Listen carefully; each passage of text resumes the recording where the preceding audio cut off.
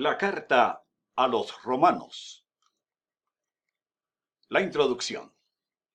El autor de la carta es Saulo, un fariseo a quien su encuentro con Jesús le cambió la vida y le convirtió en proclamador del Evangelio. La carta es una elaboración detallada de algunos desafíos humanos como el problema y solución al pecado y el poder para vivir la vida cristiana. También la respuesta a la pregunta ¿qué ha sucedido con Israel ahora que la iglesia parece sustituirle en el plan de Dios? Y ¿cuáles son las implicaciones prácticas de este evangelio, cuyo desarrollo aparece en la carta? El verbo evangelizar aparece 2 veces y el sustantivo evangelio 9 veces, pero toda la carta es una explicación del evangelio y temas conexos. El trasfondo. La iglesia había crecido en torno al Mediterráneo y finalmente se encuentra en la capital del imperio, la ciudad de Roma.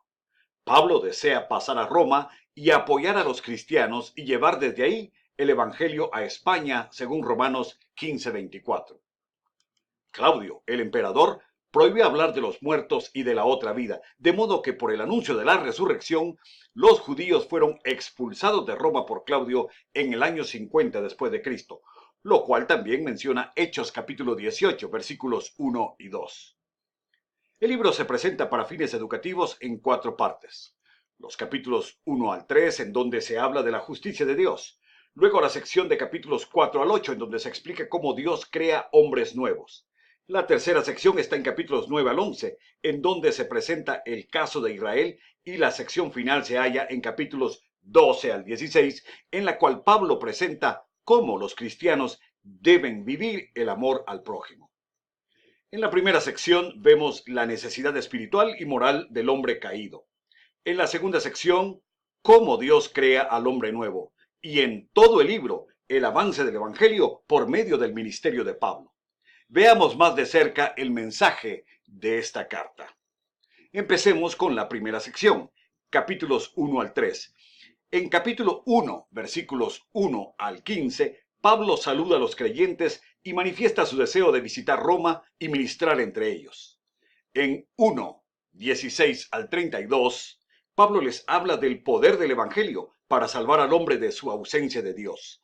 La vida sin Dios es una mentira que no deja al hombre otro camino sino hacerse daño a sí mismo y al prójimo. Esa es la culpa de culturas y pueblos desde la creación.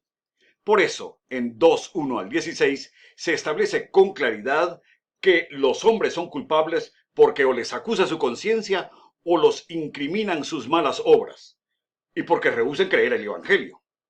En 2:17 al 3:21, ni los judíos escapan este veredicto, porque aun cuando tienen la ley, al no cumplirla, son culpables como toda la humanidad. De modo que, lo sepan o no, todos los hombres son esclavos del pecado.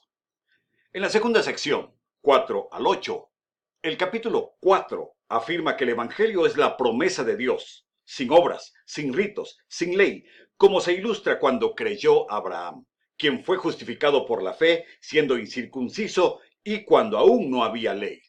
El capítulo 5 enseña que la justificación nos une, pues tenemos comunión en la esperanza de todos los redimidos y reconciliados. ¿Cómo fue posible esto?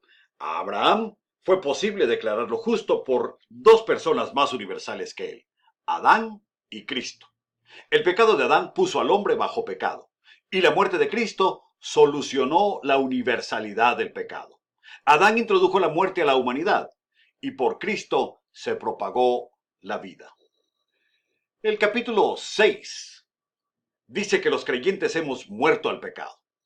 Este no se enseñorea más, como lo ilustra el bautismo, en donde al descender estamos muriendo al pecado y al ascender resucitamos a nueva vida. Finalmente, capítulos 7 al 8 hablan de la imposibilidad de ser santos por guardar la ley. La ley solo muestra que somos pecadores. La ley no nos cambia. Nuestra transformación, según el capítulo 8, es en realidad tarea del Espíritu Santo, por lo cual no hay condenación. Somos hijos de Dios, herederos, y nada puede separarnos de él. El nuevo hombre es siervo de la justicia. La tercera parte se encuentra en los capítulos 9 al 11. El capítulo 9 dice que ese glorioso plan que salva y santifica a la humanidad por la fe es lo que Pablo quiere para los judíos, porque Dios entregó el pacto, la gloria y la promesa a los patriarcas que creyeron. Sin embargo, los judíos lo rechazaron. Pablo utiliza ese rechazo y la resistencia del faraón en Éxodo para ilustrar que Dios se dará a conocer soberanamente a quien él desea. En el capítulo 10, Pablo lamenta que los judíos que buscan a Dios cumpliendo la ley no pueden ver lo que Dios ha hecho por ellos por la fe. Por eso, en capítulo 11 pregunta, ¿ha quitado Dios a Israel? No, lo que ha sucedido es que ha sobrevenido rechazo a unos en parte y por un tiempo, lo cual ha facilitado a los gentiles creer. Somos las ramas silvestres injertadas al olivo, pero al final todo Israel que crea será salvo. El mensaje a Israel es que no es por la ley. La cuarta parte se encuentra en los capítulos 12 al 16. El capítulo 12 habla del servicio y a partir de todo lo bueno que Dios es y ha hecho, los creyentes deben servirse y amarse. El capítulo 13 habla de la obediencia y dice que debemos obedecer a las autoridades por causa de conciencia, pues existen para proteger al que hace el bien, es decir, al cristiano en especial. Los capítulos 14 al 15 hablan de cuidar al prójimo. La conducta del amor incluye cuidar la fe del débil.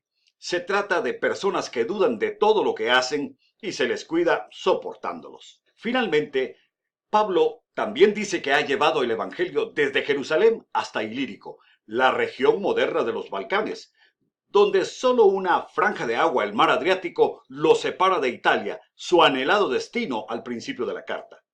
Tal ha sido la fuerza de su ministerio que espera llegar a Roma y llevar el Evangelio hasta España. En el capítulo 16, Pablo se despide y saluda a 26 cristianos por nombre, que están en Roma y que han compartido con él en el ministerio. La última sección habla de amarnos y servirnos unos a los otros. Pablo nos habló del poder del Evangelio de Jesucristo para crear al hombre nuevo. Y este es el mensaje de la carta a los romanos.